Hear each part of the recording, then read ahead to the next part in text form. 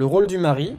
Dans un monde où les rôles s'effacent et se confondent, l'islam rappelle la sagesse d'un équilibre parfait, celui du mari et de l'épouse, unis non par compétition, mais par complémentarité. Chacun a une responsabilité, un rôle et une récompense auprès d'Allah. Le mariage en islam n'est pas simplement une union sociale, c'est un acte d'adoration, ibadah. Allah l'a décrit comme un signe de sa miséricorde, et parmi ces signes, il a créé de vous, pour vous, des épouses afin que vous trouviez auprès d'elles la tranquillité, et il a mis entre vous affection et miséricorde.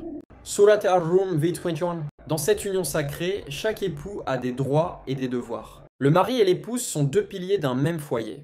L'un ne peut tenir sans l'autre. Le rôle du mari. Le mari est le protecteur et le responsable du foyer. Allah dit: les hommes ont autorité sur les femmes en raison des faveurs qu'Allah accorde à ceux-là sur celles-ci et à cause des dépenses qu'ils font de leurs biens. Surat An-Nisa.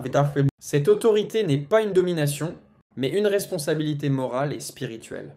Le mari doit subvenir aux besoins de sa famille, logement, nourriture, sécurité. Être juste, doux et patient. Éduquer ses enfants dans la foi et le bon comportement. Être un exemple de droiture, de bienveillance et de rahma. Le prophète a dit: le meilleur d'entre vous est celui qui est le meilleur envers sa femme. At-Tirmidhi. Ainsi, sa grandeur ne se mesure pas à son autorité, mais à sa bonté et à sa piété. Et le rôle de l'épouse. L'épouse, quant à elle, est le cœur du foyer et la gardienne de la tranquillité familiale. Le prophète a dit: la femme est la gardienne de la maison, de son mari et responsable de ce qui s'y trouve. Al-Bukhari Muslim.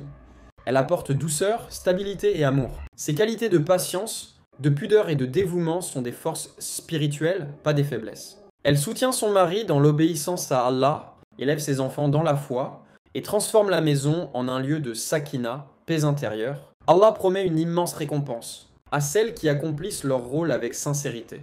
Une femme qui prie ses 5 prières, jeûne son mois, préserve sa chasteté et obéit à son mari, on lui dira: entre au paradis par la porte que tu veux.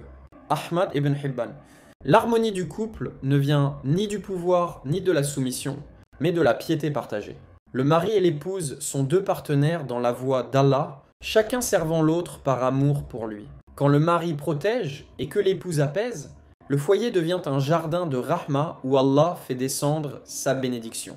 Le mariage n'est donc pas une simple vie à deux, c'est un chemin commun vers le paradis. Merci d'avoir regardé la vidéo.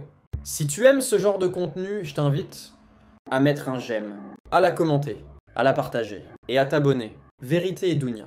Nos bonnes actions voyageront avec nous. Le reste restera ici. A bientôt pour d'autres nouvelles aventures.